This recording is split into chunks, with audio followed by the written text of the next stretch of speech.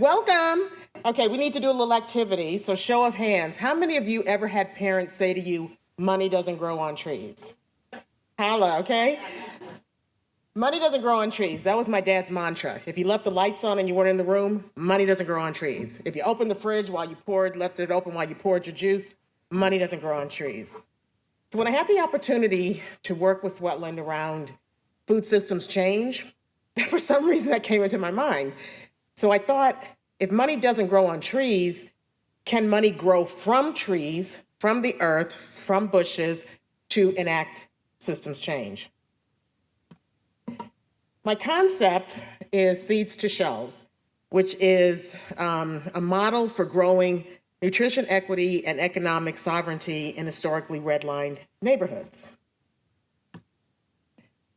By way of introduction, my name is Michelle B. Jackson, and the B stands for nothing. I just needed a middle initial, so I chose the B. And it works, which is why I insist on using it. I'm a community organizer and a professional agitator. I have co-founded, I'm a recovering professional chef. I call it recovering because once you step away, it's like you really do have to reorientate yourself. But I am a former chef. I co-founded a political action committee in Ward 4, which is centered on voting activation, education, leadership development. And finally, I'm a resident of Shakerbuckeye, which is what brings me here today. Shakerbuckeye is a neighborhood in Cleveland that is a historically redlined neighborhood. And by that, it really means it was a government plan to literally cluster Black people in neighborhoods and then label them, literally draw a red line around it. And these neighborhoods were intentionally disinvested in and no interest in them. One of my colleagues at Sweatland kind of told me when the act happened. So there was, after the Great Depression, Congress established this entity that literally drew red lines. So this map is an overlay of a map from the 1940s through this homeowners, it's called HOLC, Homeowners Loan Corporation. And if you can see on the guide that anything in red was deemed hazardous for investment. That same map, if you look at today and overlay it, it's almost identical. And it's practically all of Cleveland. Buckeye-Shaker, I call it exhaustion. You know, I try not to make judgments because, as other ladies have spoken before me, these neighborhoods are exhausted, but yet you still have this spirit of wanting to move forward. I call it a war zone. I took these pictures. The one to your, let's see, it's my right, so it's your left. That literally, I took that picture on Buckeye, which is our commercial district. Next to that is our Community Development Corporation. And this is before it's now out of business for a variety of reasons, and that'll be a whole other lecture if you'd like to join. But that is what this looks like. They're on the commercial strip, supposed to be about developing the community, both economically and housing and all that. So this is what we're facing. Seeds to Shelves will help residents of historically redlined neighborhoods grow nutrition and economic sovereignty. I envision the operation of a mobile farmers market and a culinary business incubator. The model looks like by having access to fresh, and I call it culturally cultivated produce. One of the things I learned from talking to community, as well as I must say Miss Marilyn here, that oftentimes food that comes from the food bank, it's product that nobody wants. They don't know what to do with it. So when I say culturally curated, the community will have a say-so on what they want. It's a local growers collaborative. They will supply what I want to vision as a mobile food truck, and we'll use the growers to grow what people want to eat. Boom, shelves to shelves. These are examples of what that could look like. We'll bring culturally curated pure produce to the people. And then the other piece, which is a longer range, which is maybe a 3 to 5 year proposition, is to build a culinary business incubator. That's where people can develop products and services, scale them, and launch. And I am obsessed with Central Kitchen and the Cleveland Culinary Launch Kitchen. And so whether they know it or not, they hear it here first, I will be partnering with them. Okay, what I bring to the table. I really am good at building relationships and motivating people. I'm an Army brat, and once an Army brat, always an Army brat. And what that means is that I'm used to code switching. So I'm comfortable in the boardroom, I'm comfortable on the basketball court. Seamless. My next steps are, I really need to solidify a business plan. It's underway. I'm constantly learning. This 6 months was very quick from where we started to where we ended up. By listening, I changed directions a couple times. So I need to sort of integrate that. I also need to do more focus groups. I've talked to a lot of growers and businesses and people who are professionals at doing in either of these seeds to shelves. However, I need to get more community grassroots engagement, and that's going to require some focus groups around town. Buckeye-Shaker it's a big neighborhood, and there's all kind of different people, different opinions. I need to do that. How you can help? Money, money, money.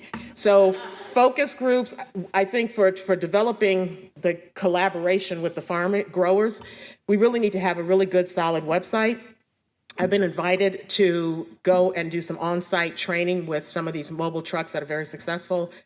Of course, there's always technical, legal, business plans, social media support, operations. I'm bright, but I'm not quite that bright. And that is Seeds to Shelves. I want to say one other thing. Seeds to Shelf is intended to impact holistically the food system. So for me, that means it has to be an economic component to it, that these things don't exist in a vacuum. So the health disparities that we talk about, these don't exist in a vacuum, and it all comes back to having opportunity. Seeds to Shelves will do that. I also want you to think back to that picture of the Buckeye Development Corporation. That's where I want to put the incubator. I want to get that building, put that incubator on that corner as a beacon of hope, and to also say, we're going to erase these red lines. We're going to turn the red lines to paisley. We have opportunity, we have imagination, we can do it. That's Seeds to Shelves. Thank you.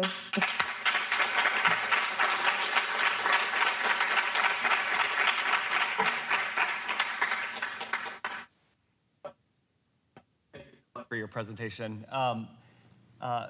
Let me start with your first milestone. So I know you talked about additional community engagement and focus groups, but when you think from a programmatic perspective, what's your first milestone? I think my first milestone is really going to rely on the growers. And I was told, I was advised by an advisor at Sweatland, did not even mention this, but I see collaborating with Lena. I see collaborating with Antonesia. These systems do not exist in a vacuum. And so to build a system, it has to be systematic. So my first challenge is going to be to really get growers on board. This has been tried in the past to do this collaboration. It's been fits and starts. Mm-hmm. So that would be my first milestone. Good, thank you. And any sense for kind of long-term goals? How many growers would you seek to have? Oh boy, you know what? That's such a great question, and I don't know that it's the number of growers versus what outcome we're looking for. So in the business plan that where I'm at right now is figuring out year 1, year 2. I'm looking at this for 5 years. So for year 1, if I can even just have a collaboration that holds together, have a truck up running, that's a mobile produce market, that is supplied with produce that people want grown, not what you just have left over, that would be amazing. And I would be getting a MacArthur Prize instead of... Good. I'm going to go off the question script and ask a different one. How do you think about kind of the economic piece of, what it costs to grow the produce locally and then making that accessible from a financial perspective to those residents that would be using the mobile food farmers market? So looking at so the local growers piece is most people, many of the growers in my turf are in a project called, I forget what it's called, but it's through OSU Extension. Okay. Summer Sprout, yeah. So they get seeds for free. They're not allowed to sell produce. So the first thing I have to do is figure out a way for them to carve out a piece of whatever land they're farming on and then have a supply for the seeds to grow. The other piece is, I'm sorry, tell me the other part of your question. It was really around kind of the economics of growing the food and then making sure it's accessible to the Yes, residents of the community. exactly. So I talked to the mobile farmers market that I really am enamored with is in Boston, and it's called About Fresh, and they've been operational for a number of years. They're now operating, I think, 3 mobile markets, and they're about to do their 4th. So I asked them that exactly, how do I make this accessible? So they told me about their margins, and that's some stuff I'll learn when I do my on-site training. But they talked about their margins, and that even with their margins, they're selling at 50% lower than any place else. So we would have to be able to accept SNAP, EBT, 100%.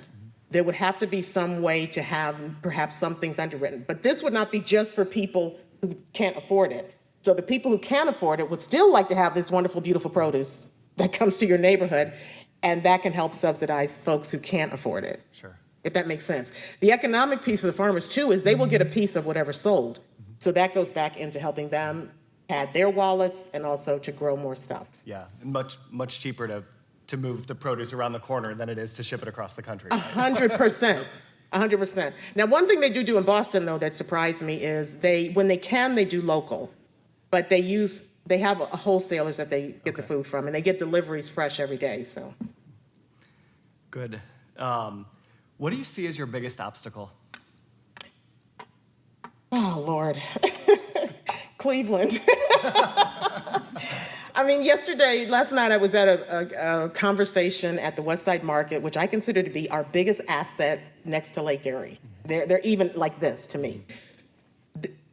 The lack of movement on new ideas, there is a resistance to grassroots involvement that I've never seen anywhere that I've lived, and I've been as an Army brat all over the world, like on Tunisia.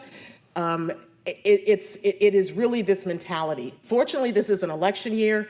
We may get some fresh blood in, and we can have these conversations. So the biggest obstacle will be getting around, just dealing with not just City Hall, but just there's sort of this entrenched thing about Cleveland that is resistant to change, a little suspicious. So I'm getting like the red light from this one right here.